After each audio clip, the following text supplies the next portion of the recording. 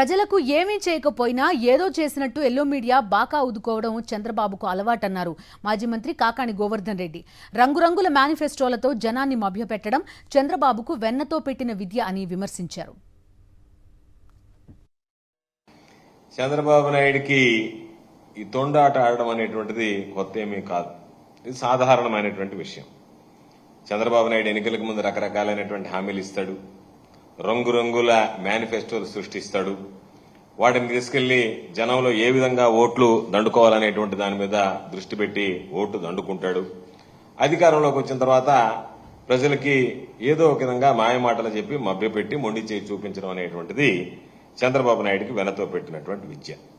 అందుకనే ఈరోజు మరలా తనంత గొప్పవాడు, తనంత మేధావి, ఈ దేశంలో నేడు అని డప్పాలు కొట్టుకునేటువంటి కార్యక్రమానికి ఈ సంవత్సరంలో మరలా సంక్రాంతి పండుగ వెళ్లిన ఆయన శ్రీకారం చుట్టాడు.